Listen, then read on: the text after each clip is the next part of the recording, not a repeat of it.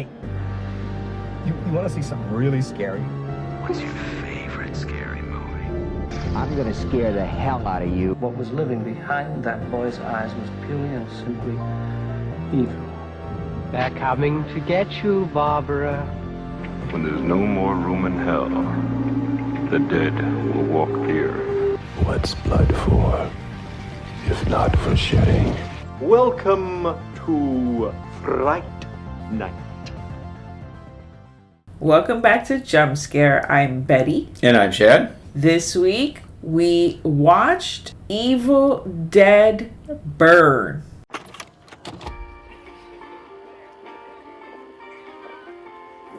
right, you ready?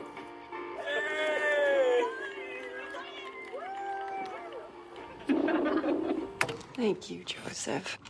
That's beautiful. No. That's Will's seat. Where's the wedding ring? Alice, you were his wife. Why aren't you wearing it? I'm not sure. Did you sell it? No, of course not. And get a good price. I really think we should do this another time. No, now's the best time. Will's looking down on us from above. From above. He's down below.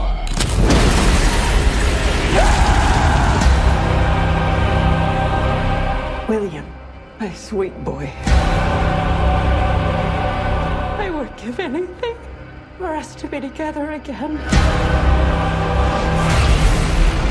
My grandfather believed the devil would return if anyone read from the Book of the Dead.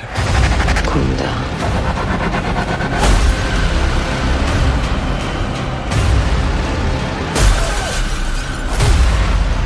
The whole family can be reunited.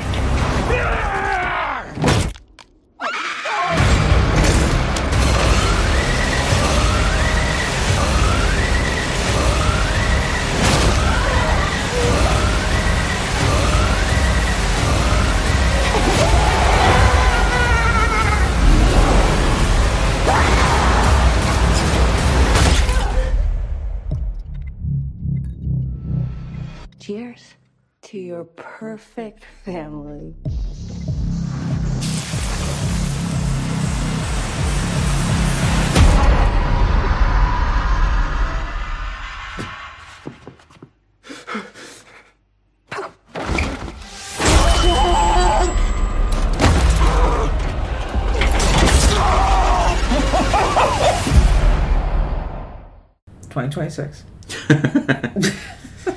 Now, this movie was written and directed.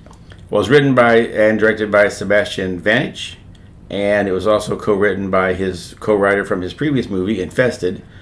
His name is Florent Bernard, Which we did cover. Yeah, we covered that one as well. So, and they did so well with that movie, they got this movie. Yeah, the Infested was the year of the competing spider movies. You had this and Sting. Mm-hmm. I always like it when there's those competing movies, when you've got Deep Impact and Armageddon coming out like within a couple of months of each other, or you've got like Volcano and Dante's Peak coming out within, all that kind of. I always like it when there's those competing movies like that and see which one catches on and which one doesn't. 89 is still the crazy year because you had The Abyss, Leviathan, and Deep Star 6 all within 6 months of each other. That's why. All trying to be the first underwater horror movie, sci-fi movie to make a big hit. You know what they say? If you ain't first, you're last. Well, we're back in the Evil Dead universe because I don't know who decided, cha-ching, that we needed to go back to this world after the TV show and the originals and that terrible remake that they tried to do that was really bad. So that one's already dead and out the water because no one cares about that. But here we are. The last 10 seconds of that movie where Bruce Campbell came on is the only part anybody remembers. I don't even remember it because it was actually the year that movie came out, whatever year it was, best comedy ever. I had never laughed so hard. I laughed from the beginning of the movie all the way to the end of the movie, like a crazy hyena, okay? Thank goodness it was at the $2 theater, so it was just me and one other person. So it was like my private screening of hell. My favorite movie, guys, actually. It's my favorite movie. And then Evil Dead Rise came out a couple years ago. Yes, Evil Dead Rise. So this is a sequel to Evil Dead Rise. Evil Dead Rise was decent. It was fine. This is what, like, really blows my mind about these movies. Whomever, maybe it was Raimi, maybe it was Bruce Cameron, maybe it was them together, whoever decided, you know what? We're going to have different directors and different writers for all these, and they're all going to be within the universe. So it's going to be those people's, like, view of, like, what? Because, yes, they are slightly connected, not really, actually, not really, connected to the original. Each movie is its own movie. Yeah. We say sequel because they said that this is going to be like Rise, Burn, and then Wrath, right? Yeah. So they already set the stage of, like, okay, there's going to be 3 of them, and this is what it's going to be, but they're not really connected in the sense to each other. And to the originals, just kind of loosely. This first. They just kind of used the Necronomicon and the professor that brought the book back and translated it. Well, you see, but that, you get that from more so this film. Spoiler. There's going to be spoilers, because I can't talk about this film without the fucking spoilers. So this is a spoiler cast. Go watch the movie, then come back, and then listen to the podcast. Okay. So this film, you have it's not actually a spoiler, because they literally say it in one of the trailers, that these are the descendants of the professor, of the old man that did the recordings. Yeah. Like, this is his family, right? Mm-hmm. Which I just read some bullshit about that. Okay. Let's hear your bullshit. Supposedly, and even the director or the writer himself was like, oh, maybe that's a thing, because, people might just take this off and, like, run with it, that Ash is the grandfather.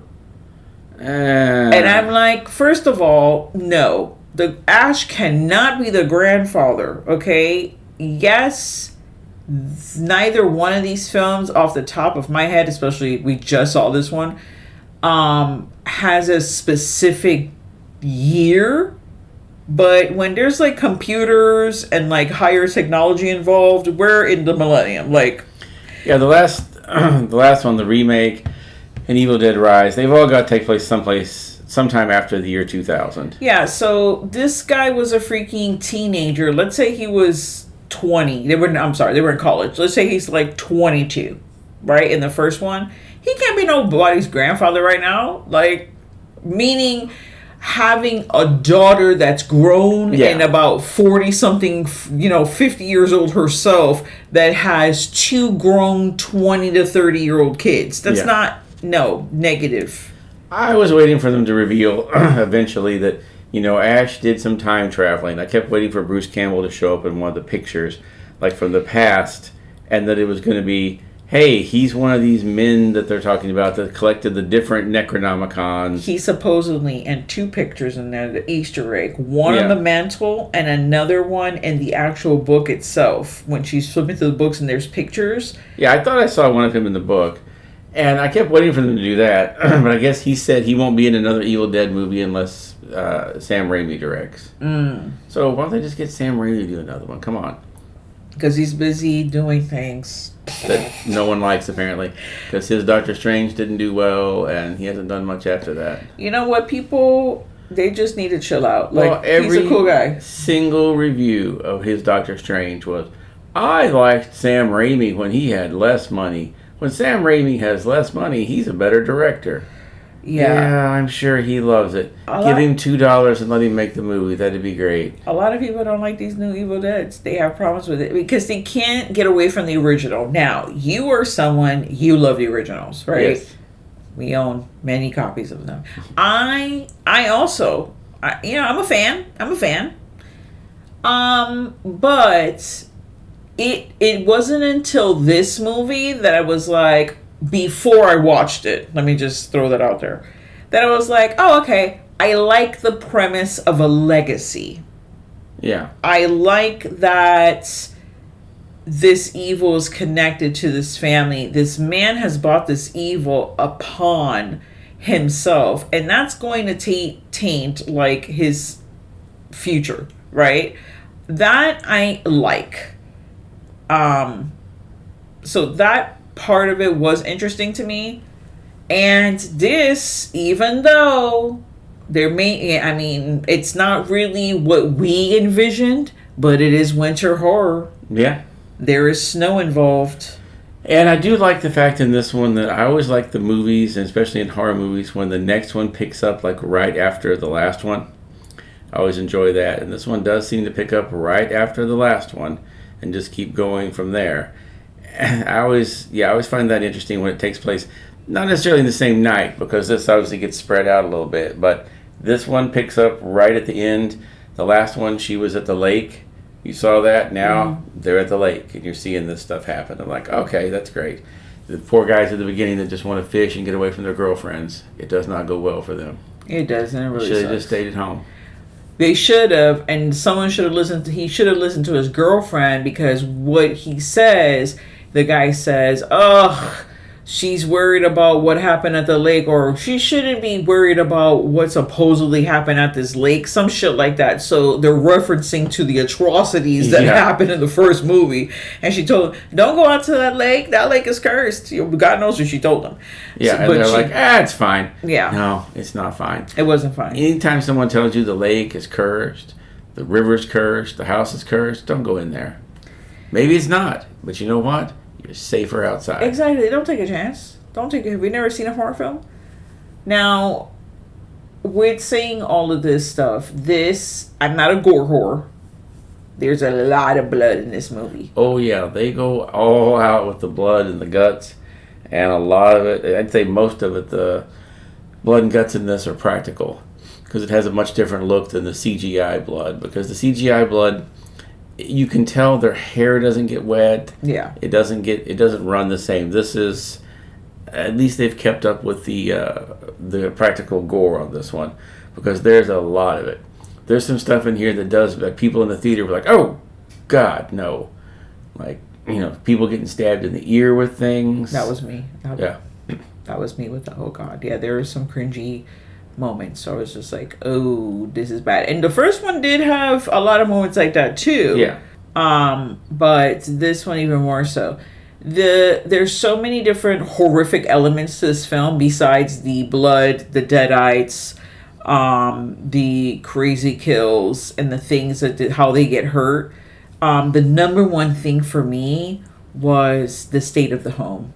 The state of the home was in such disrepair. I would have not entered that home. I would have stayed my ass in the car, because it's one of those things like the house is going to literally fall upon you at any given second. It was poorly managed. And that was the scariest part of the film for me, was just like, what is going to... I'm happy what happened to the home afterwards. Yeah. It was safer for everybody. But, oh wow. It was really scary in there. But it was a great... I don't know if they did... This is what I envisioned. Maybe they're filming out of this country. So they're filming... In New Zealand. In New Zealand, right? Maybe this was like a house in New Zealand. I don't know if they had made this from scratch. Let's say this is like a effed up house in New Zealand, right? And they're like, whatever, yeah, you guys can film it there. Because it's pretty spacious, pretty big, right?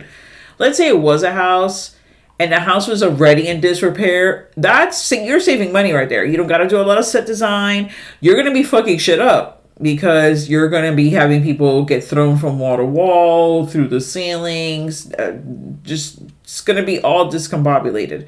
So if that's the case, genius. genius because you could fuck everything up and it wouldn't matter. That was, I think I've talked about it before, that horror movie, Malevolence. They used the house for filming, and the guy told them, it's gonna be torn down in a few weeks. I don't give a shit. Do what you need to do. They knocked out walls. They did all kinds of stuff to it, only to find out that guy did not actually own the house. Yeah, that's. And they had to spend a huge portion of the budget of the movie to repair the house. I imagine you get back to your house and it's in like a crazy, it's in disarray. And there's blood everywhere because they're filming a horror movie. Yeah, and you're like, what the fuck happened here? Like, yeah, the guy that was watching it while you were gone, he sold it to us. Yeah, really crazy. So, the synopsis of the film, if you have not seen the trailer, because some people don't like to watch the trailers, because nowadays the trailer gives you the whole movie. Like, you could just save some money and just watch the trailer because so much of the film is in there, right? The editing is not good. There's a married couple. The son dies. And the husband dies. Well, he's somebody's son. The husband dies, and obviously, he has to go get buried. There's a funeral, the family, whatever. The family get together, and they go back to the home like you do after someone dies, right? To eat, the wake. But it's very small. It's literally just the family. And his wife, who they do not like. The wife she's French. They do not like her. Yeah, they really do not like her. Yeah, they make the comment, the mother makes the comment at the funeral about how, yeah, he went to France, he liked their cuisine so much he brought back a French wife. Yeah. And that's a definite shot. And this guy wasn't nice. He was an asshole. He was abusive. You get that right off. You get a little bit of character development at the beginning of the film. So you get to see the married couple and the brother and his girlfriend, their interaction with one another, their relationship, how they're, doing. It's not good. They're trying to calm him down and be like, hey man, you should not do that. But he, of course, like all those people, he doesn't listen. Yeah. So his death is the reason why they have to go back to the house. And then you have the most, besides Texas Chainsaw Massacre, which this is this top awkward family meals in the history of film. It was really, really awkward. I was like, I would have just gotten in the car and just gotten the hell out of there because it was a lot going on. And then you have a deadite at the table, and that didn't make anything better. No, you find out because when they are at the funeral home, the dad decides to go and, which I feel like they don't normally start the cremation process while the family's still there, but maybe I'm wrong. But he wants. Well, they also don't cremate. They also don't have someone buy a $10,000 coffin because the coffin did not look cheap, and then put the coffin with the body to be cremated at the same time. Yeah, they usually use a very inexpensive wood box or cardboard box, from what I understand, for that kind of thing. They don't put you in an actual $10,000 coffin and burn it because it would take forever to burn that thing up, Plus it's got metal on it and everything. It's more like they're just putting you in a box and cremating you. And he goes in there, but they're about to shove the whole very expensive coffin in, and the son, who has now become a deadite, just pops out of the coffin to say hello. And again, just one of those things, they were like, I don't think the guy tells him, you shouldn't go back here. You shouldn't be back here. Yeah, you should have listened to him. You should not have been back there. Now everyone's dealing with this deadite bullshit. Yeah. Did you happen to see the Delta 88 car in there? I did not. I didn't know. I looked. Yeah. So I assumed it was probably with one of the construction sites.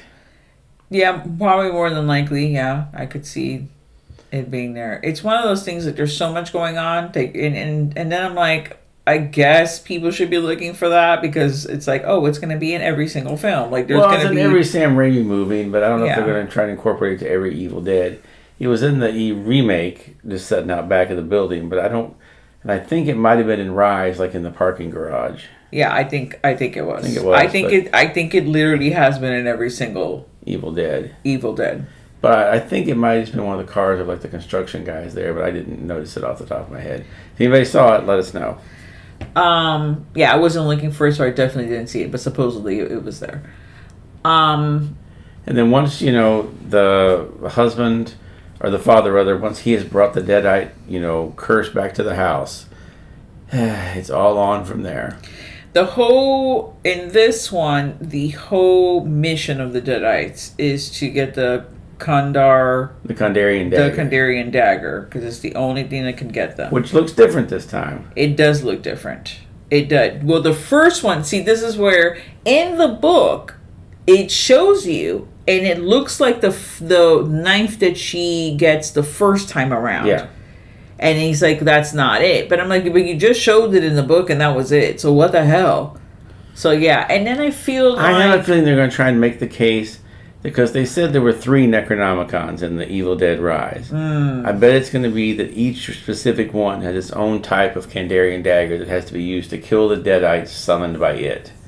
The one with the standard, the bone looking that we saw, is going to be the one from the original Evil Dead movies that they had to use. The one in this one is from this Necronomicon, and we'll find out there's a 3rd Kandarian dagger that they use for this 3rd Necronomicon that we haven't seen. Which is supposedly prequel set in, you said, what, the 70s? Yes, and that's what I don't understand. The next one is supposed to be a prequel set in the early 70s. This is what I'm saying, that these films are not connected, which... Or this one's the one that's going to show you how they're all tied together. Well, yeah, because it's 10 years before the first one, right? But so it's going to be the grandfather getting the book. That's going to be the whole thing. How he gets into all that. But yeah. So at the end of this one, I'm just going to skip towards the end. Just last end credits, right? There's 2 end credit scenes. Yeah, one like the mid-credits. They took the Marvel model on this one. They've got a mid-credit scene and an end-credit scene. The end-credit scene, I'm not going to get too much into it. I would just go straight to the point.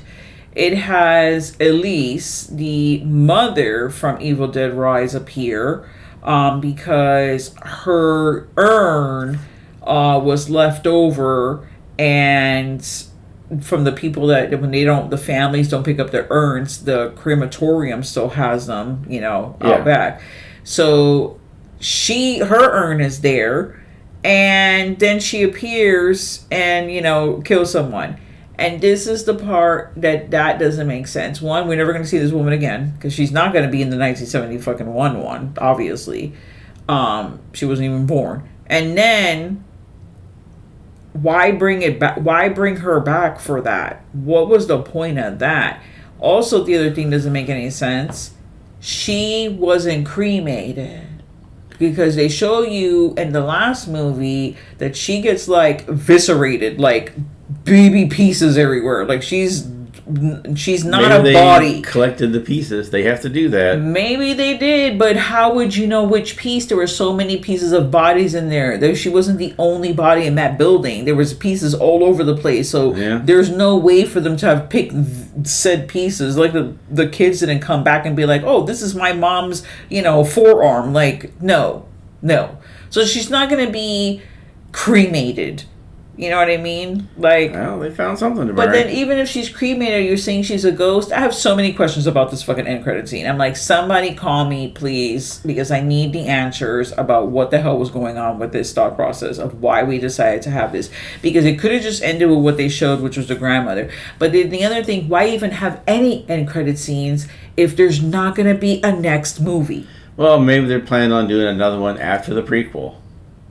Who knows? They said they were only going to do 3. But people change their mind. They do change their mind. All these people now want to set things up for 15, movie series. Because thanks to Marvel, everything has to be an epic 15 movie series. Now, that at the beginning of our conversation, that's why I made a point to say they're not connected, because they themselves have said that they're not connected. They let, each writer do their thing. As long as they're within the universe. The first one, I thought they were going to go in the direction of the TV show, where it was more apocalyptic, it's going to get out of the building and then it's going to start infecting the people, the general population. Exactly. I thought that was what was going to be here. And but I, like I said, I do like the family connection of it all, because And this one was probably like the most mean-spirited one of them I've seen in a while. yeah, Because a lot of people, like, even the end credits scene, man, they didn't pull any punches. They straight up murdered the little kid in that one. they sure did. And brutally, too. Real brutal. And, you know, there's a lot of terrible things happen to people in this. People get arms and legs hacked off like they always do.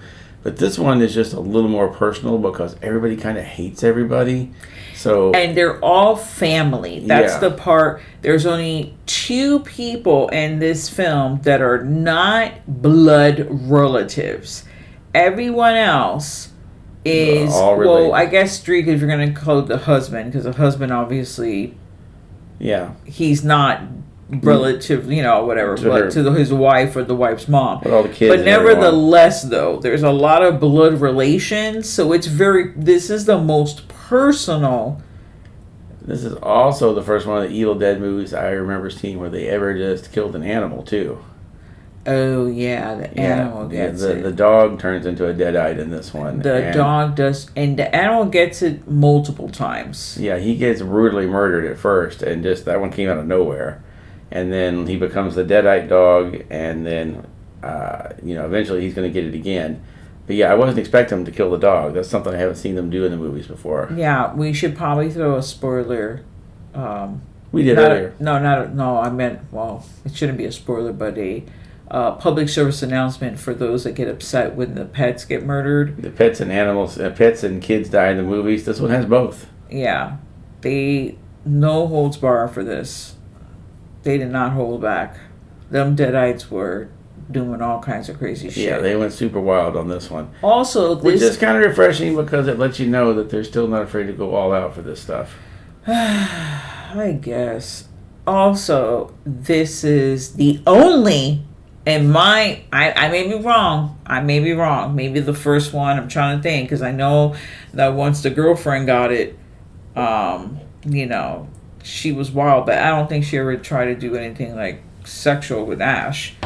This is the first one that has an intense deadite makeout scene, and yeah, that was fucking shocking. I was like, first of all, I didn't know we were going to get into deadite porn. Like, this is like soft core deadite porn right here. This is what's happening. Yeah. I feel like, was there a checklist? Like, we have to, let's just shoot out. It's like the Gremlins 2 Jordan Peele. Yeah, the pitch on there. Everybody just shout out an idea. There's no wrong ideas. It's in the movie. Deadites making out, it's in the movie. Killing a dog, it's in the movie. Dead out dog, it's in the movie. Like, yeah, oh my god, that sketch. Yeah, that sketch is. What if there was a gremlin that was made out of lightning? It's in the movie. I wonder if the people that watched that, made the movie, have seen that and what they think about that sketch. Yeah, I'm sure they don't appreciate it, or they're like, yeah. "Where's the lie? I can't be mad because that's exactly what fucking happened." This is exactly how it went. There's an episode of The Simpsons where they're stuck on a deserted island, like Lord of the Flies style. And at the end of the episode, they're still on there, and they haven't gotten them off, and there's like 30 seconds left in the episode. They said in the writer's room, they were like, we'll have to go back and change a bunch of things. And somebody said, I don't know, why don't we just say Moe rescued him? And so they literally just have James Earl Jones come on and go, and so eventually the children were rescued. I don't know, let's say by Moe. And that was just how they solved it. And I always loved that they were like, we covered up for the fact that we didn't have an ending by just having James Earl Jones read that line. In fact, you would have got James Earl Jones to read that one line. It's intense. I love it so much. Did you have a favorite kill from this one? Yeah, I think my favorite was the when she's using the weed eater on the people in the chimney. Or not weed eater, like a circular saw for like trimming trees and that kind of stuff. Yeah. But yeah, and this is another one of those movies too where like the rich people get it. And, you know, the rich, snooty people, they're buying each other $1,200 pins for gifts. You know, oh, here's your $1,200 pin that you can write with for your novel, even though you're most likely going to be writing that on a computer because it's not 1950 anymore. But you know, what do I know?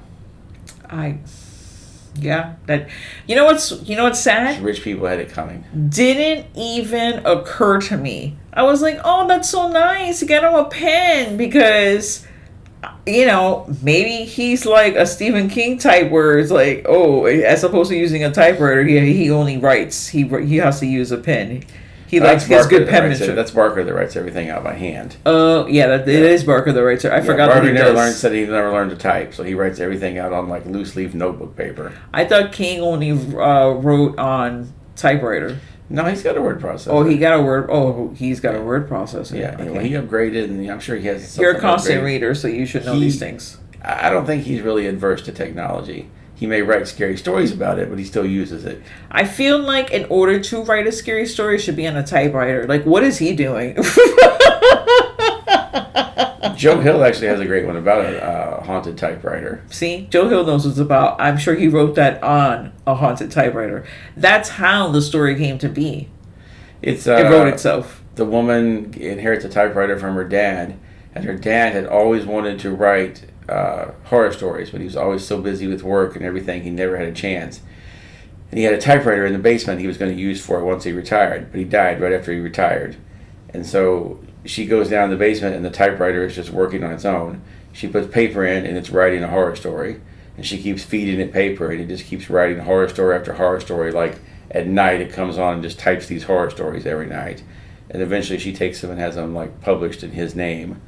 Because she does this for, like, a long time until the typewriter just wears itself out, and it can't be fixed anymore. And she's just so happy that their dad finally get to have his horror stories published, even though they're posthumous. It's like, wow, he really writes things that are so intense about the ghosts. How did he know all this? And she's like, yeah, he just did. Wow. Because he's a ghost. Yep. That's a good story. It's really good. I got lost in the story of it all. It's so good. However, I don't think Evil Dead Burn was written on a typewriter or probably not, or written. I'm guessing it was just plain old on a MacBook or a Chromebook or something like that. Yeah, there's a lot of character development. You feel the hate, You're glad some of these people die. You don't. Oh yeah, you don't feel the love, and that was it. I was like, oh. There came a point in the movie, like really early on, that I was like, oh, everyone's going to die in this film. Yeah. Because you get used to now, like, there being multiple survivors or, For a while, they were trying to subvert the final girl thing by having 2 or 3 people survive. Yeah. So, but no, not this one. They're back to the final girl theory. Let the final girl do it. I'm hopping a plane back to Paris. That's what I'm doing. Yeah, I'd be out of this country so fast. It would be somewhere with no extradition treaty, please, because I do not want to be tried for all these murders that obviously happened at this house when they go to investigate. I'd be like, oh no, the house is old. It was not doing well. Obviously, the look of it. And everyone just burned up and died. Like, I had nothing to do with it. Exactly. I don't have no gasoline on my thing. She didn't, because it was it was the friend that did all the gasolining. Yeah. So that's super weird. I'm out of town. I'm not coming back for this. Well, my part of the film that I did not care for, obviously, which you did cover, the scariest part for me was when she got jabbed in the ear by the fucking pen. Yes, the very expensive Mont Blanc pen. Yes. And then not only did she get stabbed by the pen, it was by the smelly grandma. And I know that sounds so wrong, but we all know that lady, she stank, right? She didn't smell good when she was alive, like non-deadite. So like being a deadite, like stank level went up like 100. And not only that, she has her like mouth, the French girl's mouth is open, and the saw's kind of like in her gums. Oh, yeah. And she's pressing down on her while she's trying to stick the freaking pen in her ear, and then she does, and she shoves it in there, man. Yeah, that girl is not hearing out of that ear. Yeah, she has now hearing loss, and then hearing like the ringing or whatever. The whistling in the ear. Yes, which you're like, oh yeah, so my eardrums are fucked. Like, I don't have any anymore on that side. They're gone. That was horrifying. It was a lot to watch that. I had to close my eyes because the going in. And kind of, you know, early on in the film, there's that whole car scene with the whole like deadite fight with the son and the girlfriend. Oh yeah, that one's rough. And any fight between more than two people in a car, it's not good times. No, for sure. Especially if it's one of them is a deadite. Super fucking strong. The girlfriend got the headrest jammed in her fucking face, the side of her face. Yeah, that was rough. And you told me it was just straws? Yeah, it was paper straws. Which, I mean, it's you're watching a film in the theater, so there's no pause. Like, maybe if we saw it like streaming or whatever later on and we'd pause it to see, but it looked pretty, I would have never guessed. And then the other like movie magic was like magnetics. Yeah. When she was coming out later with the headrest sticking in through her face, there was like, you know, they had glued magnets to her to hold the thing sticking out the other side. Yeah, it's pretty that was pretty cool. Yeah, you can make stuff look good, man. Practical effects make it look great. Makes everything look better. I give this, I want to say 2.5 Kandarian daggers. Kandarian daggers. Yeah, I'm going to give it 2.5 Kandarian daggers as well. It's pretty good. It's fun. But it's, you know, the people aren't likable. So it's fun to watch them die. But then again, you don't really care about them. So now, our highest rating, if you've never listened to a podcast, because I feel like we probably should throw this out there, because I know we rarely ever talk about this, is 4 Knives. Yeah. So this is in the middle, a little bit better than an average. Yeah, I was gonna say 3 daggers, but I don't like the end credit, and there was minor stuff, and there's minor stuff that I'm like not about. But 2.5 daggers.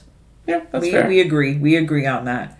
Well, thank you so much for joining us on another episode of Jump Scare, the horror podcast. Stay tuned to the horror. And now, folks, it's time to say goodnight. We sincerely appreciate your patronage and hope we've succeeded in bringing you an enjoyable evening of entertainment.